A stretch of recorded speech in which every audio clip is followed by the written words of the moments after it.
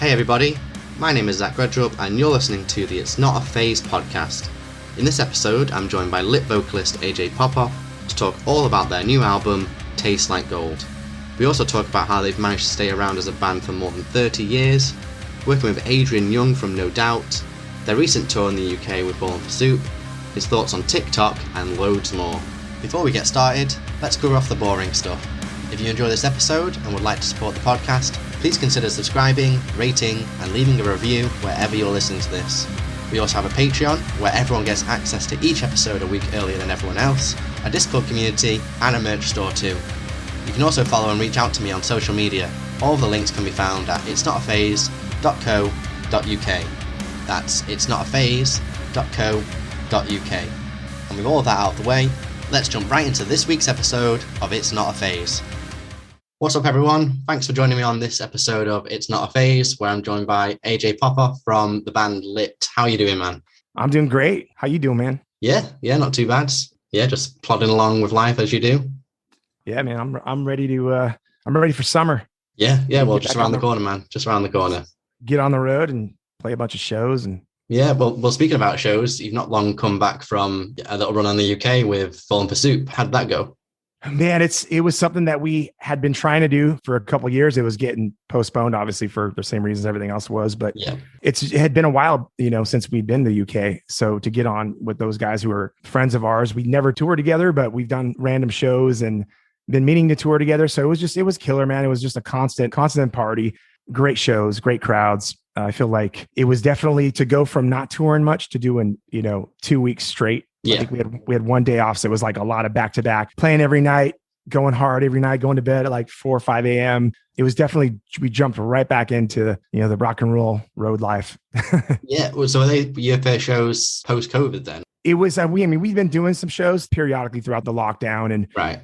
Anytime somebody would throw an event, if they were, willing and mandates allowed for a show, we were there. So we weren't doing a lot of touring. We were doing mostly writing and recording, doing the new record stuff, which just kind of worked out perfectly for us because we needed to shift into that mode anyway. But yeah, the touring, that's what we live for. It's why we started a band, is to get on stage and play. We're not like, I kind of hate the recording studio. Okay. It's a necessary evil to get that stuff recorded and put out to the people, so then we can tour. And that's really what the end result, that's what we're looking for, is to get on stage. Yeah, absolutely. You obviously just touched on then the upcoming album, Tastes Like Gold. Where's that kind of pick up from your last album, which was 2017's These Are the Days? And what's kind of been going on with Lit in those 5 years? Like you say, obviously the pandemic happened, but what else has been going on?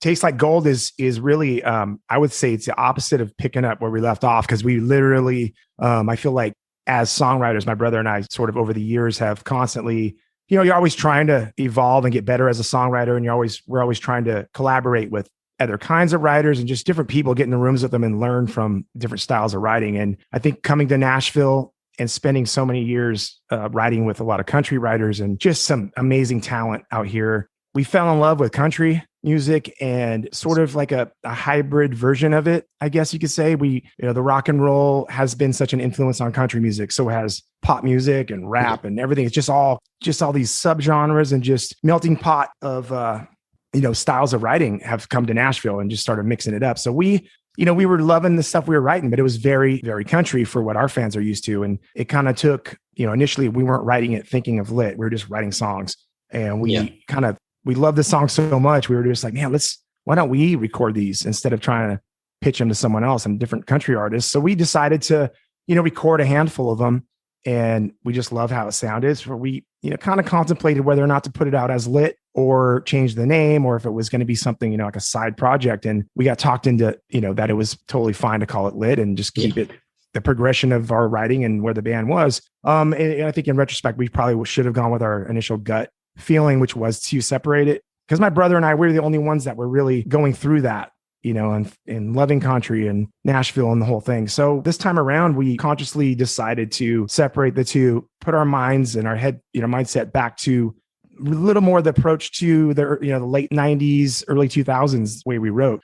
And it took a minute to kind of like, oil up those gears and figure out what it was, what that magic was. And it just sort of, I think once we departed the two, decided to split it, it kind of just, the songs just started coming out. And Right. a lot of it was to do with the collaborations we were, getting involved with. And the two writers that we ended up hitting it off so well with, Youth here and Carlo Kawasakis, we ended up writing the entire record with those two dudes and co-producing it together. And they brought this really cool, like, youthful production approach. They're a lot younger than we are, but they grew up playing lit songs and in their bands. And, they love the late 90s, early 2000s pop punk and alternative music.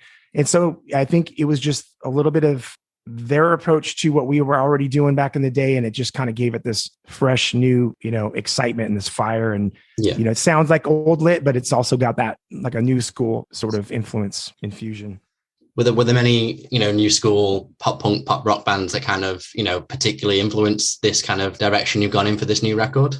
I mean, not really, not for us personally. I think when we dive into the creative process, we kind of shut out everything else around us. I mean, we're always picking up influences along the way and very eclectic playlists in our, on our phones and our repertoire. But I think the influence that is more new school came from these dudes, and, I know they got a lot of new school artists they listen to. Yeah. I don't know what trickled in as far as on their side of the, creative process, but, there's some cool bands coming out that are, I think, taking that, late 90s, 2000s feel and doing their own thing with it. And I feel like there's like a resurgence of that sort of Blink era lit, Good Charlotte that's sort of seeping into, what the kids are listening to now, which I love, man. I think it's cool. It's been missing for a long time. I think now you're starting to hear real guitars again, plugged into real amps. And it's just a lot cooler, I think, to go watch that live, than just some guys singing the tracks or whatever. Well, I guess like you've got like you've got artists kind of like Machine Gun Kelly, and obviously he's a bit polarizing, but he's bringing a new wave of, listeners into the genre. And then you've got things like TikTok as well, which is getting new fans in that way as well. And then, that kind of like acts as a gateway to listen to guys like you, or like you say, Blink, Offspring, all the mainstays of the genre, really. Yeah, man, it's cool to see. I mean, it's always, for, artists like, like you mentioned, the Offspring and even Blink and just all our bands that kind of started out around, I mean, those guys were already massive before we even came out, but like Warped Tour bands and like early 2000s where we didn't really have social media, and we kind of spread the word by just being on the road and radio and things like that. But now we're sort of subscribing more to things like TikTok, as much as I didn't understand it at all till the last couple months. It took me a while as well. It was the pandemic that pushed me into it. As much as it is like, and when I first started looking at it, I was like, this is just freaking BS. I don't get it. It's like, it's ridiculous. And I started kind of like peeling off layers of the onion, and, I start to understand like why it's, it's entertaining. You'll come across the, funny things, and then you discover new music that way as well. And I think it's just the most, reasonable algorithm, if you will. And I mean, it's, everyone's got a fair shot at getting seen. And we started having fun with it. We just recently filmed some content with this amazing content director and just had fun with it. And I think we're going to start going for it more with TikTok, just to expose, some of these kids and younger people, especially that spend all their time on TikTok, and that's how they, hear new music. And so it's, it's cool, man. And like Machine Gun Kelly, I know a lot of people talk a lot of negativity about artists because he's so loud and flashy. And I embrace it. I think it's cool. Mod Sun and those guys that are doing it. And there's some other up and comers that I've, become friends with that have reached out wanting to collaborate. And I mean, it's, man, the more the merrier. And they, like you said, they're bringing it back. They're reintroducing it to people that weren't necessarily even alive when MTV TRL was around. Yeah, exactly. When MTV was actually a music channel. Yeah, exactly. It took the place. I mean, that was before we had, YouTube or TikTok. So that was, kids would come home from school or whatever and just turn on the TV, and that's how they saw new music videos. And and that was our era. And, talking about the album Tastes Like Gold, what kind of made you settle on choosing that as the title for the record? I mean, there's so many ways you can go with an album title. We usually, one of the first places we go is through the list of the album tracks and in song titles. And we always try and like, which one grabs us the most out of all the song titles, or really sort of sums up the overall vibe. And I think Tastes Like Gold just had a sexiness about it. The visuals come to mind when you think of Tastes Like Gold, and the mouth was one of the first things we thought, even though, mouths on album covers have been, people have been putting lips and mouths on their record covers forever. Rolling Stones. For example. Yeah, Stone is one of the most recognizable covers of all time. And we're just like, man, is it too done or should we go there? And we're like, man, And once we started seeing some of the photos, it's a real girl that we acquaintance, so we not friends with, but she's just had this like killer style about her. And, she has like the lipstick line, but our bass player is a photographer, shot the cover, and it just turned out so killer. And I think it Tastes Like Gold. It just makes me think of nostalgia, kind of 70s roller girl meets, it's kind of disco, but like in a cool kind of dangerous way. And I think a lot of the songs on this record kind of have that sort of throwback feel. Yeah. And it just stuck. Yeah. We didn't want to overthink it. We just went with it. Yeah, I guess that ties in what you said earlier, like, with this record, you've kind of took in the kind of classic sound that you guys have made, but you've also brought in some new stuff. Like you've just said, with the name of the record and the cover and stuff, you're bringing in old influences, but not just like rehashing it. You're kind of, putting your own kind of touch onto it in the modern era. It was kind of it's sort of a rediscovery of who we were, but without going backwards. We definitely wanted to keep moving forward. And even though we put our mindset back to a place that, used to trigger these kind of songs, we did it in a very moving forward fashion that we didn't want to feel, burn out or too nostalgic about it, which I feel very happy and confident that we achieved. It's very cliche to say this is our best record, but we all feel like this is definitely one, if not our strongest record, it's up there. And we're very, very stoked on how it turned out. Is this also your first record with Taylor joining as like a full-time member as well? Is that right? Yeah. I mean, he played on the record, and the last record we had a lot of friends in Nashville that came in, and, a lot of guest musicians. And even though we had some of that on this record, like the current single Mouth Shut, Adrian Young from No Doubt played drums on that one. But yeah, no, it was great to get him in the studio. He's a monster on the drums, man. He's definitely one of the best drummers I've played with. Did he kind of like, bringing him in kind of full time, did that, his involvement kind of bring some rejuvenation to the band as well? And, a fresh take on Lit? I mean, we had been doing a lot of shows already with Taylor for a couple of years now. Yeah. It definitely makes a difference when you have a drummer that's passionate about music. He's also a songwriter, and he's a singer too. And he brought an energy that you feel, when you turn around, you go to the drum riser to grab something, and you see your drummer just going balls to the wall. It definitely keeps the fire, under your ass, and keeps you kind of pumped up. I don't think people realize how much a drummer really, the backbone of the band, it really does affect the energy on stage. So he definitely added a really cool element, and man, it definitely fires us up. And you mentioned as well, bringing on Adrian Young from No Doubt onto the record. How did his involvement come to be? How did that come about? We did a lot of touring with No Doubt. Back in the day, we did like 10 weeks, and they're from our hometown of Anaheim, California, and we didn't really become friends till after the bands sort of had some success and started touring and stuff. But we got real close with them, and Adrian was actually really, really close with our drummer Big Al, who passed away. It's been quite a few years now. Of brain cancer. And when Alan was fighting cancer, he was able to play a lot of the shows, but about halfway through, he would get pretty tired or just start having some issues. So Adrian for a while we would set up 2 drum sets, and Adrian would come on stage and, just mess around with Big Al, and like they'd goof around, they'd laugh. And when Alan started getting tired, Adrian would get behind his drums and just play along with him, and then give Alan a break, and Alan would come back. So that was a dynamic that just felt very natural, since those guys they golfed all the time together, and they were so close that I think Adrian, when we asked him if he'd want to be involved in one of these new songs, he always he's got a lot of love for Al, and I think any chance he can get to be a part of, and sort of carry the torch for him, he's all about it. And we wanted to bring back a little bit of that nostalgic relationship with bands that we came up, admiring and becoming friends with. So getting him on that just brought a cool energy and brought back, that sort of killer MTV factor that we were feeling.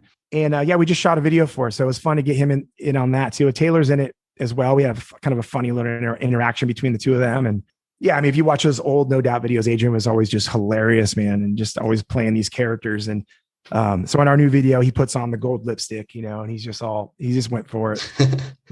I guess obviously having him, the connection he kind of had with you guys, back when that, with your Big Al and all that was happening, I guess it's just kind of nice to kind of bring him back in on a record after all those years since he, helped out.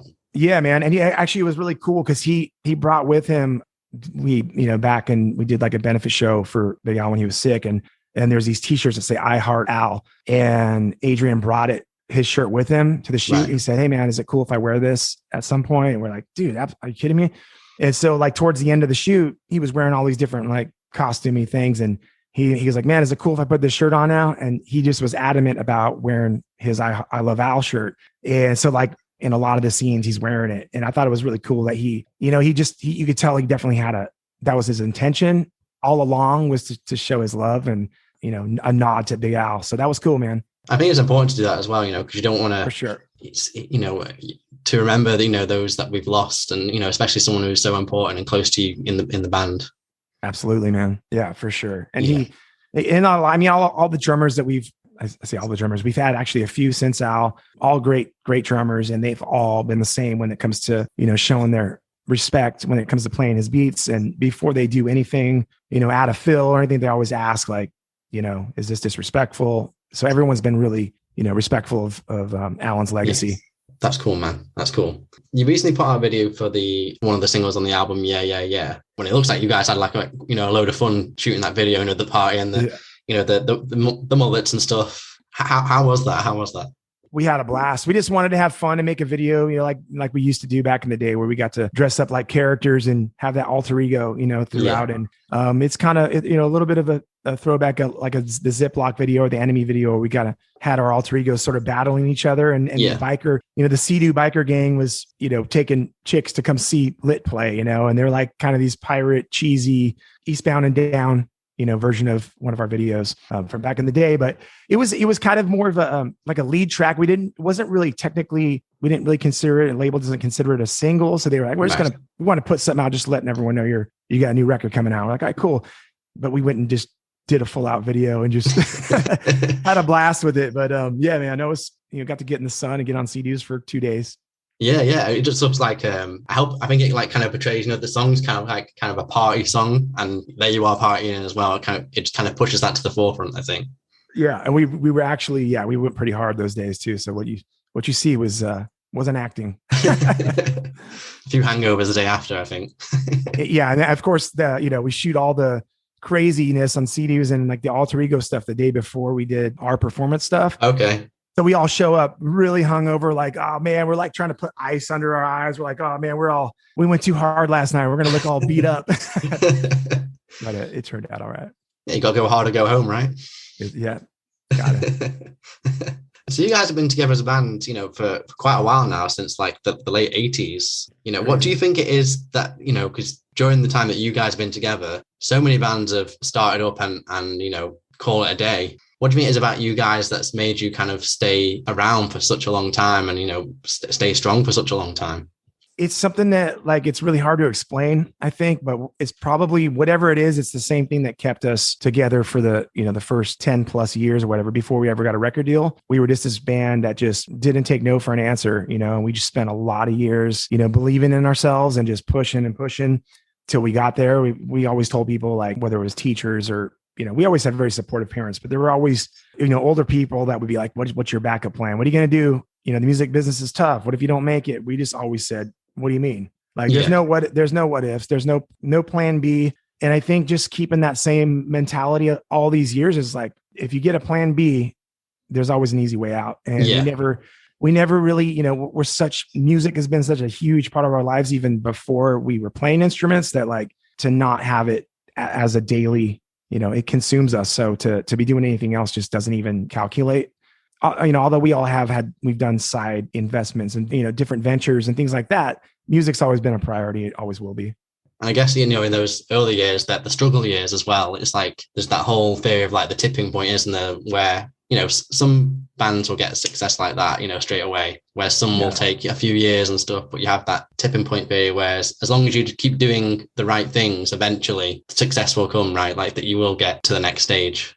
I think so, man. I think it's persistence. And, in this business, I think if you work hard enough, obviously you improve your skill set, and, you got to always be growing. Or if you just stay stagnant, you're probably not going to go anywhere. But if you're always pushing yourself to get better, I think you're, eventually it's a timing game too. And it's exploration. You always got to explore different ways and avenues to try and get to where you're going. Sometimes it's detours. And when you've got guys that are like-minded thinkers, everyone had the same philosophy. We're not quitting until we get there. And I think that's the magic ingredient, really, a formula. Because a lot of times somebody will like fall off. Oh man, my wife doesn't want me to tour anymore, or I've got to do this or that. But like, we've always been surrounded by whether it's we're surrounded by supportive people, or we're just, it's a lot of that, but it's also, we intentionally surround ourselves with those people so that we're not distracted or thrown off. And we've just been fortunate to hold it together, man. There's been turbulence for sure.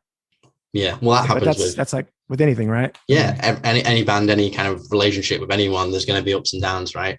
Right. And I think you've also got to be in the mindset of that you're in it for the right reasons. So many people jump into bands because they just want the party lifestyle, or they want to make money. I mean, it's harder to get money in music nowadays more than ever, but some people just do start bands for that reason, as instead of like the love of making music and performing music. Yeah, it's too bad, man. And it's crazy too, Nick. We're talking about TikTok, but nowadays you could be, a musician or an artist like struggling, to just write your best songs and, hone in on your talent. But then you could just go and make some weird, crazy video, and just take on this just bizarre persona and, have more success than a lot of these artists. And it's just a weird time, man. It's just, it's a combination of having great songs, but it's like, it's almost now it's become like, you got to have better content than you do great songs. It's just a weird game that's entertaining. It's, it's intriguing, but it's just bizarre. But like you said before, you're working on some content to go on TikTok, and who knows, it could be lit talk, right? Right. I mean, it's actually become kind of, it's like a side thing that's kind of, it's fun. We're having a blast doing it. That's the main thing, right? You want to actually have fun doing it, as opposed to the only focus is, right, we've got to hit the algorithm, we've got to hit these numbers and stuff. Yeah. No, I have friends in the business too that are like, man, my label wants me to do these TikToks, and they're doing just, whatever, the bare bones, and they're kind of going on there and just getting by. But like, man, you got to dive in and have fun with it. You can't just, if you don't subscribe, and don't do it. Yeah, that's true. You have to find the fun in it. And, obviously you're in the band with your brother, Jeremy. Just having like a sibling in the band kind of bring another kind of dynamic to the band, because, there's the family ties there. Does it make things easier? Does it make things more challenging? Are there different kind of hurdles there when you have a family member in the band? It's both. It's all those things. I mean, it's at times it's made it easier. It's always nice to, especially when you're, when you first start hitting the road and you're gone a lot of the time, it's kind of nice to have family and that family bond and blood out with you. And a band like ours that's been together all these years, we've all kind of we've known each other since like junior high school. So we're sort of all brothers in a way. Yeah. We all sort of fight like brothers at times, but we have the kind of relationship where we could have a full blowout fight about something stupid or something serious. And we get past it. You know what I mean? It's almost, blood is thicker than water, but when it's a band of brothers like this, whether it's blood or not, it still applies, Yeah. We just get through it. And we all know each other so well that we know how to push each other's buttons, but we also know how to heal the wounds, I'd hope so. You got to. Well, you've got guys who've got a career of over 30 years, nearly 7 full-length albums now once, Taste Like Gold drops. Yeah. Tours across the world, several different countries. You perform with some of the biggest rock bands in the world, platinum records to your name. If Lit were to end tomorrow, what do you think would be like the biggest highlight of your career?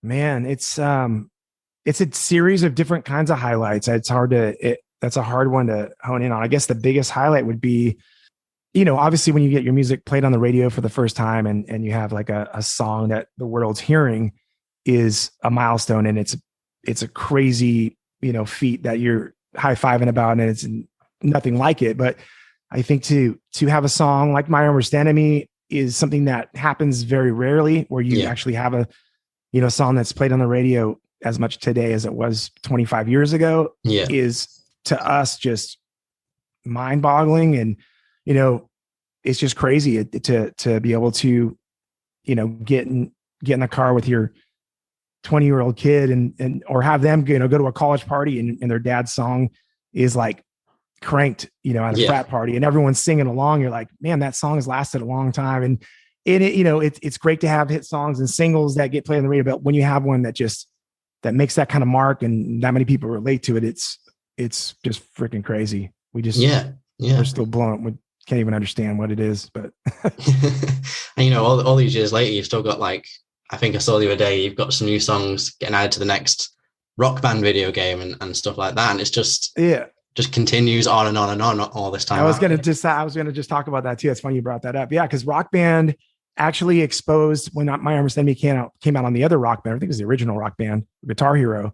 Yeah. And exposed a lot of people to that song again. And like, next thing you know, all these young kids were listening to it. Now those kids are like, in college and stuff. And, and Post Malone, I think, said in an interview that Guitar Hero is what made him want to play music. And it's huge. That's crazy. And it's like, it's crazy because Post Malone covered that song. And it makes me wonder, like, man, I wonder if that's where Post first heard our song. Yeah, probably. But there's several bands that have kind of covered you guys, like, A Day to Remember, I think, covered you guys on a recent tour. There's been great covers. I think All Time Low and stuff as well. Like, that must be like so humbling, all these, established bands, still this many years after songs like that have come out, still playing them on their tours. Yeah, I mean, I've gone to see, man, there's been so many of them. And then and you watch them, in an arena, in the regular set, and then they play that song, and it's just to watch the crowd's reaction is just still, floors me. The entire crowd just erupts, and it's insane. I mean, it's very flattering to see it, an established band that, that's this amazing band that's killing it, and they're out there still playing our shit. And like you said, that, the Rock Band and Guitar Hero kind of pushing it out to new fans that might not have heard you guys before. Yeah. And even like other video games, kind of like Tony Hawk's, like how much that kind of pushed, bands like you to the forefront. Absolutely. Yeah. Mouth Shut, our new single is on the, I think you were about to say, is on the new Rock Band. Yeah, man. So cool, man. I'm actually anxious to try it out. See how bad we suck at our own song. I was going to say, have you played them when they appear on these video games? And we've tried it. It's funny. It's funny watching my brother, who's obviously a guitar player, and he trying to play his own song on that little toy guitar, and he can't do it. He's kind of sucking. So kids are beating his score, at his own riff. Yeah. Have you seen? I don't know if you watched South Park, but there's that episode with the Guitar Hero. I don't think I saw that one. It's like playing Simon more than it is playing the guitar. It's funny. Yeah. It's just like so Randy's trying to teach them how to play actual guitar. Yeah. Like, no, we're not interested. We're going to play Guitar Hero, and then he's like, "Oh, I can play this acoustically." So there's not even plugged it into the computer. And he's just my god, pressing the button. The best show. Yeah. That's amazing. I gotta look that up. So what else have you got planned for 2022? What else has Lit got planned for the year? Man, we're going to be busy just putting out songs and staying active on the socials and doing, like we were talking, all the TikTok stuff and having fun, but a lot of getting out and touring, a bunch of shows on the horizon, hoping to get back to the UK, soon too. Like, that's something that we hate, all that time that passes, it was so great to reconnect with old fans and make new ones this time around. But definitely anxious to get back over there. Well, before I let you go and enjoy the rest of your day, have you got any final words, anything you want to plug, anything you want to say? Man, just like I was saying before, we're grateful to be, I'm grateful to be talking to you and just, promoting new music right now, because it's so many things could have gotten in the way. And I'm just happy that the COVID thing is settling down and mandates are at ease, and thinking I couldn't be more appreciative of the fans going out to shows, showing their support for the live music. That's what's keeping all the bands going. We got to tour. We got to get people to come to the shows, because everything else is free. Bands are putting out everything and just giving away their music. And so, yeah, man, we're very grateful for the fans. Live music's back, baby. Yeah, man, we're stoked. And that's it. Thank you so much for listening. If you enjoyed the episode, please consider supporting the podcast in any way that you can. We have a Patreon where you can get access to each episode a week early, along with some other perks, a merch store, a Discord community, or you can leave a review wherever you're listening to this. You can also follow me on social media or subscribe to the newsletter, where I'll send out each episode to you via email, along with regular playlists. All of this can be found at itsnotaphase.co.uk. That's itsnotaphase.co.uk. Thanks again for listening, and remember, it's not a phase, it's a lifestyle.